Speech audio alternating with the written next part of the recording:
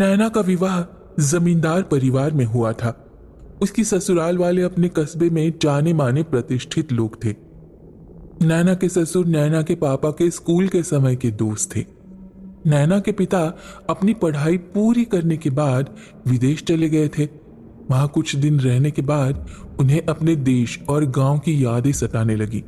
तब नैना के पिता डॉक्टर भुवनेश्वर, जिसे सभी डॉक्टर भुवन कहते थे, उन्होंने भारत आकर अपने गांव के कस्बे में ही एक छोटा सा अस्पताल खोल दिया था। नैना के ससुराल और मायका एक ही कस्बे में थे। नैना के ससुराल में सब कुछ ठीक था, पर उसके जेठ और ससुर के घर के सभी लोग बहुत डरते थे। नैना की सास और जेठानी बहुत सीधी थी। वो दोनों अपने पतियों से हमेशा डरा करती थी। ये बात नैना को खटकती थी। उसने अपने पति प्रकाश से इस विषय में बात करनी चाही, तो उन्होंने उसकी कोई भी बात नहीं सुनी। समय अपनी गति से चलता रहा। नैना की शादी को अब 6 महीने हो गए थे। दीपावली का त्योहार आने ही वाला था। पूरे हवेली का रंग रोगन कर दिया गया था। एक दिन कुछ बेकार का सामान नैना को आंगन में रखा मिला। उसने सोचा चलो इसे स्टोर रूम में रख देते हैं। नैना सामान लेकर स्टोर रूम में गई। उसने सामान रखा तो उसे महसूस हुआ जैसे वहां कुछ खटर पटर खप खप की आवाज आ रही हो। उसने कमरे में नजर दौड़ाई तो वहां सब कुछ सामान्य था।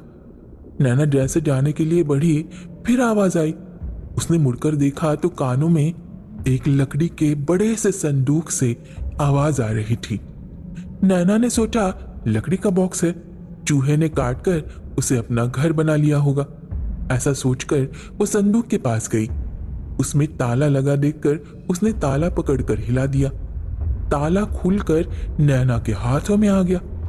नैना ने बॉक्स का ढक्कन जैसे ही हटाया, किसी के कराहने की आवाज आई। नैना आवाज सुनकर डर गई, पर जब उसने देखा तो वहां पर कोई नहीं था। वो बॉक्स किताबों से भरा हुआ था। नैना को किताबें पढ़ने का बहुत शौक था। उसने किताबों को उलट पुलट कर देखना शुरू कर दिया। फिर नैना को कराहने की आवाज आई। नैना ने दरवाजे की ओर देखा तो वहां तो कोई नहीं था। नैना ने गहरी सांस ली और मन ही मन सोचने लगी शायद मेरे कान बज रहे होंगे। फिर उसने बॉक्स बंद करना चाहा, तभी बॉक्स से एक किताब नीचे गिर गई। नैना ने जैसे उस किताब को उठाकर बॉक्स में रखना चाहा, उसके हाथ से छूटकर दूर जा गिरी वो। जब नैना ने किताब उठाई तो उसमें से सूखे हुए गुलाब का फूल गिरा। वो कोई कविताओं की किताब थी। नैना को कविताएं पढ़ने का बहुत शौक था। उसने किताब को उठा लिया और अपने कमरे में ले गई। उसने किताब उठाकर अलमारी पर रखी और अपने सास के पास चली गई। वो दीपावली पूजन की तैयारी कर रही थी। उन्होंने नैना से कहा, बहू, कल दीपावली है। घर के किसी भी कोने में अंधेरा नहीं होना चाहिए, क्योंकि दीपावली अमावस्या को मनाई जाती है। उस दिन बुरी शक्तियां चारों ओर घूमती है। ठीक है माँ जी, मैं इसका विशेष ध्यान रखूंगी। पर माँ जी, आप इतनी उदास क्यों हैं? नैना ने पूछा। कुछ नहीं बहू, बस नीना की याद आ गई। हर त्योहार में से उसे दीपावली का त्योहार ही ज्यादा पसंद था। उसे पटाखे जलाने का बहुत शौक था। हाँ, जब उसकी याद आती है तो मन दुखी हो जाता है बहू, नैना की सास ने दर्द भरी आवाज में कहा। तभी नैना की जेठानी वहां आ गई और बात वही समाप्त हो गई। नैना अपने कमरे की ओर चली गई और वो जब अपने कमरे के पास पहुंची तो उसे कमरे के अंदर से किसी लड़की की आवाज सुनाई दी, जैसे वो कोई कविता गाकर पढ़ रही थी। नैना ने जल्दी से दरवाजे को धक्का दिया और वो कमरे में आ गई, पर वहां तो कोई नहीं था। उसने सोचा ये उसका कोई वहम होगा। जब नैना अपने बिस्तर पर बैठी तो वहां पर वही किताब रखी हुई थी। नैना किताब को बिस्तर पर देखकर चौंक गई, क्योंकि उसे अच्छी तरह याद था कि उसने किताब अलमारी के ऊपर रखी थी। फिर अपने मन के विचारों को झटक दिया उसने और सोचा हो सकता है उसने किताब बिस्तर पर रखी हो। नैना किताब उठाकर उसके पन्ने पलटने लगी। अभी उसने कुछ पन्ने ही पलटे थे कि उसे उस पन्ने पर एक औरत का खून में सना चेहरा दिखाई दिया। नैना के मुख से चीख निकल गई। उसकी सांसें तेज चलने लगी। जब उसने फिर किताब को देखा तो वहां कुछ नहीं था। नैना को अपने आप पर गुस्सा आने लग गया कि वो फालतू की बातें सोच रही है। नैना किताब पढ़ने लगी। उस किताब में प्रेम गीत, प्रेमी प्रेमिका के मिलन बिछोह से संबंधित कविताएं, ये सब कुछ था। नैना ने जैसे ही अगला पेज पलटना चाहा, नैना को अपने हाथों पर बर्फ की तरह ठंडे हाथों का स्पर्श महसूस हुआ। नैना ने अपना हाथ वहां से खींचना चाहा तो उसे लगा कि किसी ने उसके हाथों को कसकर पकड़ लिया हो। नैना के मुंह से चीख निकल गई। उसकी आवाज सुनकर उसकी सास और जेठानी वहां पर आ गए। नैना का चेहरा डर के मारे पीला पड़ चुका था और वो पसीने से नहाई हुई थी। नैना की जेठानी ने पूछा, क्या हुआ नैना, तुम चीखी क्यों? नैना के मुंह से आवाज ही नहीं निकल पा रही थी। उसने कुछ देर बाद बताया कि किताब ने उसका हाथ पकड़ लिया था। किताब? कैसी किताब? कहाँ है बताओ? नैना की सास ने आश्चर्य से पूछा। ये रही, वही किताब है। नैना ने अपने बिस्तर की ओर इशारा करके कहा, लेकिन वहां पर कोई किताब नहीं थी। ऐसा देखकर नैना की हालत और खराब हो गई। यहाँ तो कोई किताब नहीं है बहुरिया, तुम कोई सपना तो नहीं देख रही? नैना की जेठानी ने आश्चर्य से पूछा। नहीं दीदी, किताब यही थी, मेरे पास बिस्तर पर। मैं सच कह रही हूँ दीदी, नैना ने डरी हुई आवाज में कहा। नैना की सास और जेठानी एक दूसरे का चेहरा देखने लगी। उनके चेहरे पर अविश्वास के भाव दिखाई दे रहे थे। अब ठीक है, कोई बात नहीं, तुम थोड़ी देर आराम करो, सब ठीक हो जाएगा। हाँ, नैना की सास ने ऐसे कहा और वो कमरे से बाहर निकल गई। नैना की जेठानी नैना को आश्चर्य से देखते हुए सास के पीछे चल दी। नैना के मन में हलचल सी मच गई थी। कहाँ गई होगी वो किताब? नैना ऐसा ही सोच रही थी, तभी उसे बिस्तर के दूसरे सिरे पर किताब दिखाई दी। नैना ने डरते हुए फिर उस किताब को उठाने की कोशिश की। हाथ बढ़ाया, लेकिन किताब फिर दूर चली गई। नैना ने आगे बढ़कर किताब को पकड़ना चाहा, पर किताब हवा में उड़ने लगी और नैना के श्रृंगार मेज पर गिर पड़ी। ये देखकर नैना ने चीखना चाहा, तभी उसे आवाज सुनाई दी। श्श, किसी को बताने की जरूरत नहीं है, वरना मैं तुम्हें मार डालूंगी। कौन? तुम कौन हो? मुझसे क्या चाहती हो? नैना ने डरते हुए पूछा। तभी नैना की नजर शीशे पर पड़ी। वहां एक भयानक चेहरा दिखाई दिया। वो चेहरा किसी लड़की का था। उसके बाल बिखरे हुए थे, आंखें लाल अंगारों की तरह दहक रही थी। उसके मुंह से खून निकल रहा था। चेहरे पर चोटों के निशान थे। वो क्रोध में भरी नैना को खा जाने वाली निगाहों से घूर रही थी। नैना उस भयानक लड़की को देखकर बेहोश हो गई, जमीन पर गिर पड़ी। उसके गिरने की आवाज सुनकर उसकी सास और जेठानी दौड़कर कमरे में आई। नैना को बेहोश देखकर उनके चेहरों पर चिंता की लकीरें उभर आई। उन दोनों ने नैना को उठाकर बिस्तर पर लिटा दिया और उसके चेहरे पर वो पानी के छींटे मारकर होश में लाने लगी। नैना ने अपनी आंखें खोली और डरते हुए बताया कि एक भयानक सी लड़की का चेहरा उसे शीशे में दिखाई दिया था। उस लड़की का हुलिया सुनकर नैना की सास के मुंह से अनायास ही निकल गया, गौरी। गौरी का नाम सुनकर नैना चौंक कर आश्चर्य से पूछने लगी, गौरी? गौरी कौन माँ जी? लेकिन वो मुझे क्यों दिखाई दे रही है? मैंने उसका क्या बिगाड़ा है माँ जी? नैना ने डरते हुए पूछा। तभी कमरे में किताब के पन्नों में से फड़फड़ाने की आवाजें आने लगी।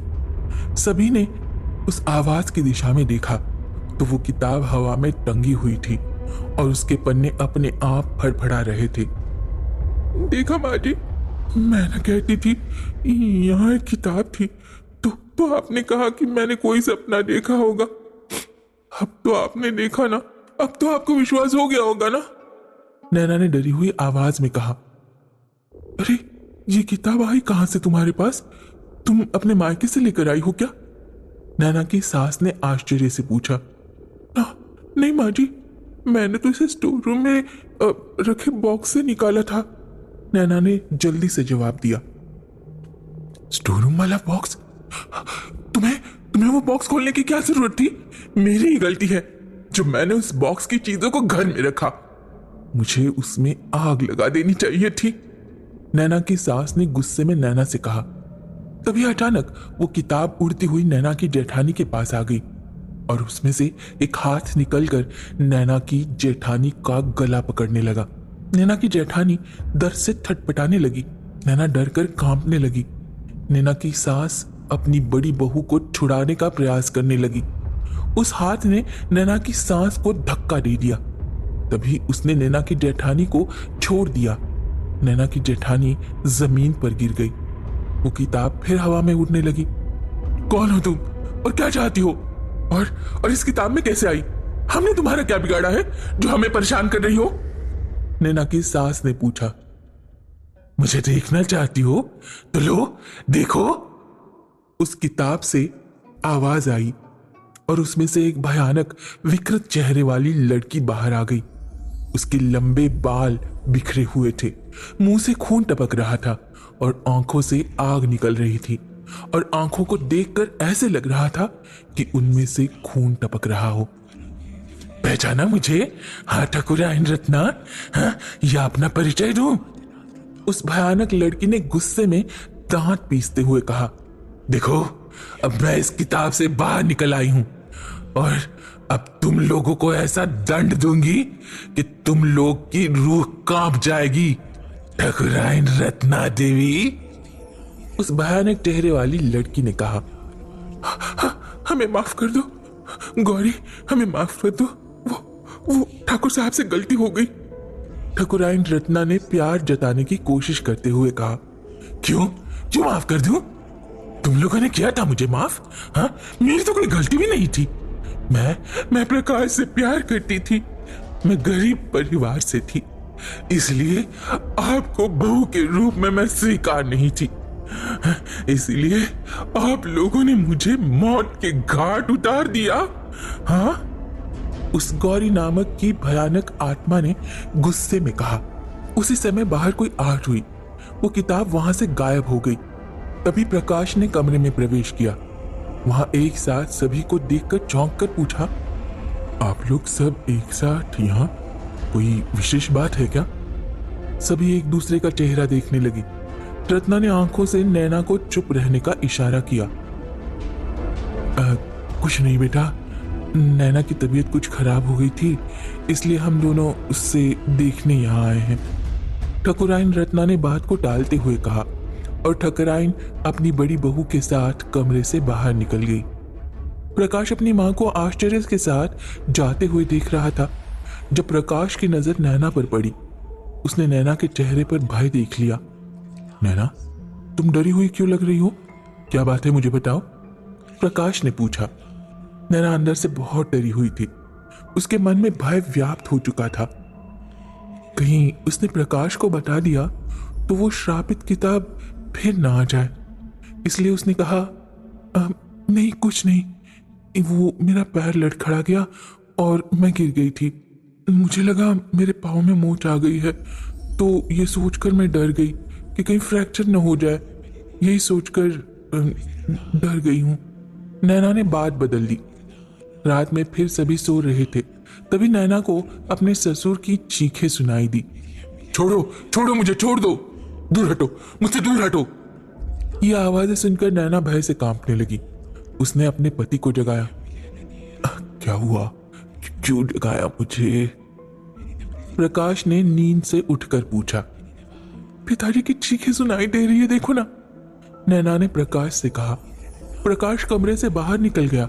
उसके पीछे पीछे नैना भी गई। अपने ससुर के कमरे की तरफ वो चली। कमरे के पास पहुंचकर प्रकाश ने दरवाजा खटखटाया। थोड़ी देर बाद रत्ना जी ने दरवाजा खोला।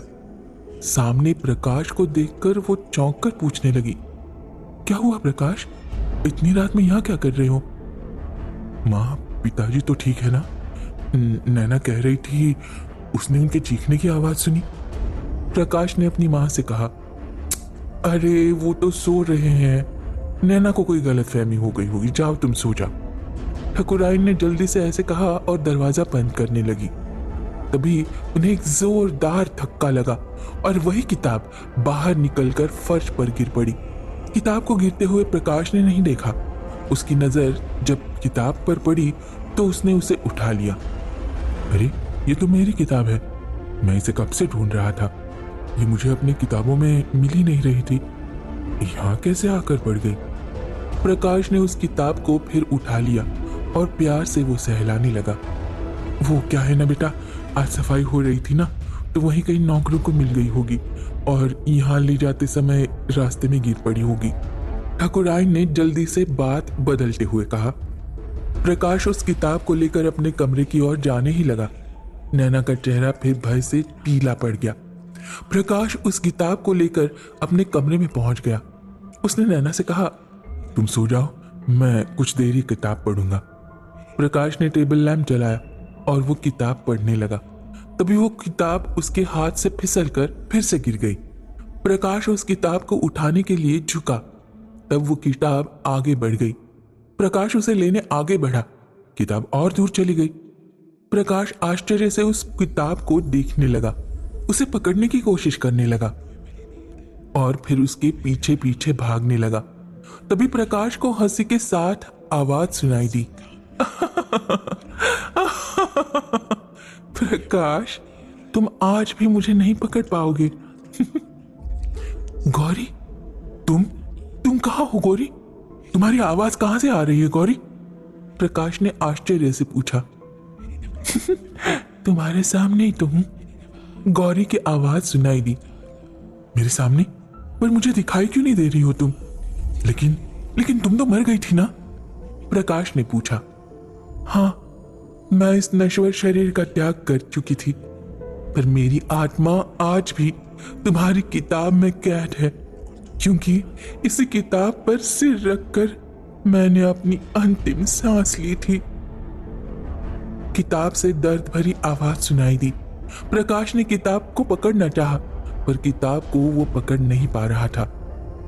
प्रकाश, ये किताब श्रापित है, तुम इसे अपने पास न रखो, क्योंकि इसमें मेरे खून के छींटे लगे हुए हैं। अगर ये तुम्हारे पास रही तो मुझे मुक्ति नहीं मिलेगी। तुम इस किताब को जला दो, जिससे मैं इस किताब से मुक्त हो जाऊं और मुझे मुक्ति मिल जाए। गौरी की आवाज उसे सुनाई दे रही थी। गौरी, तुम मेरे सामने आओ ना।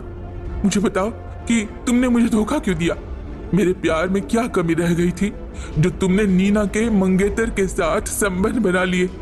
जब नीना को इस बात का पता चल गया तो तुमने नीना को भी गोली मार दी। प्रकाश ने दर्द भरी आवाज में पूछा। नहीं प्रकाश, ये झूठ है, ये झूठ है। गौरी की क्रोध में भरी आवाज सुनाई दी। वो किताब से निकलकर बाहर आकर प्रकाश के सामने खड़ी हो गई। गौरी के चेहरे पर क्रोधाग्नि दिखाई दे रही थी। उसकी आंखों में अंगारे दहकने लगे थे और मुंह से खून निकल रहा था। उसके शरीर पर चोटों के निशान दिखाई दे रहे थे। गौरी की ऐसी स्थिति देखकर प्रकाश का दिल दहल गया। नैना गौरी को देखकर प्रकाश के पीछे छुप गई। फिर गौरी ने बताया कि उसने बेवफाई नहीं की थी। गौरी ने बताना शुरू कर दिया। प्रकाश, मेरा नीना के मंगेतर के साथ कोई नाजायज संबंध नहीं था। तुम मुझसे नफरत करने लगो, इसलिए तुम्हारे माता पिता भाई और तुम्हारी भाभी, इन सब ने मिलकर मुझे यहां बुलाया और कहा कि वो मेरी शादी तुमसे कराना चाहते हैं। वो लोग तैयार हो गए थे। मैं इन लोगों की बातों में आ गई। इन लोगों ने यहां बुलाकर धोखे से मुझे नींद की गोलियां खिला दी।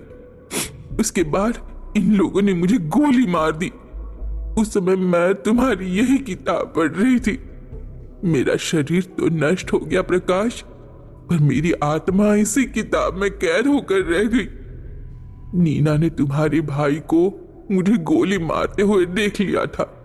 जब उसने कहा कि वो तुम्हें और पुलिस को बता देगी सब कुछ, तो इन जालिमों ने नीना को भी गोली मार दी, जिससे उसकी मौत हो गई।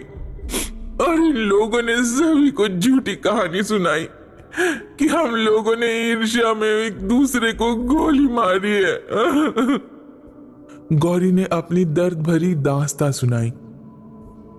प्रकाश, मेरी आत्मा न्याय के लिए भटक रही है। मुझे न्याय चाहिए प्रकाश, मुझे न्याय चाहिए। मैं अपनी और नीना की मौत का बदला लेना चाहती हूं। गौरी ने रोते हुए कहा, ठीक है, मैं पुलिस को फोन करता हूं, तुम पुलिस के सामने अपना बयान दे देना। प्रकाश ने कहा, नहीं प्रकाश, पुलिस आत्मा की बातों पर विश्वास नहीं करेगी। इन लोगों को स्वयं स्वीकार करना पड़ेगा, तभी पुलिस विश्वास करेगी प्रकाश, तभी विश्वास करेगी। गौरी ने कहा, गौरी, मुझे तुमसे कुछ पूछना है। क्या तुम ये बात बर्दाश्त कर पाओगी कि प्रकाश को दुनिया वाले एक कातिल का बेटा कहे? मेरे ख्याल से हो सके तो तुम अपने कातिलों को माफ कर दो। अब वो लोग प्रकाश और मुझसे नजरें नहीं मिला सकते, यही उन लोगों की सजा है। नैना ने अपनी बात स्पष्ट की, नहीं नैना, मैं अपने माता पिता और भाई भाभी को नहीं छोड़ूंगा, मैं उन्हें सजा दिला कर रहूंगा। प्रकाश ने गुस्से में कहा, नहीं नहीं प्रकाश, नैना ठीक कह रही है। इन लोगों की सबसे बड़ी सजा होगी तुम्हारी नफरत, तुम्हारी नफरत। गौरी ने कहा,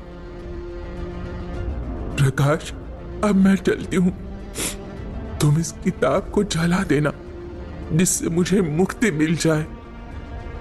गौरी ने धीरे से कहा, नहीं, इस किताब को मैं जलाऊंगा नहीं, इसे हमेशा अपने दिल के करीब रखूंगा। प्रकाश ने कहा, नहीं प्रकाश, इस किताब में मेरी आत्मा बसी हुई है, इसलिए ये किताब अब श्रापित किताब हो चुकी है। ये जहां भी रहेगी विनाशकारी लीलाएं करती रहेगी। जब तक इसका दाह संस्कार नहीं होगा मुझे मुक्ति नहीं मिल पाएगी। तुम्हें इसका अंतिम संस्कार करना ही होगा। मैं और ये किताब दोनों ही श्राप से मुक्त हो जाएंगे। गौरी ने ऐसा कहा और वो वहां से चली गई। वो श्रापित किताब वहीं फर्श पर पड़ी रही।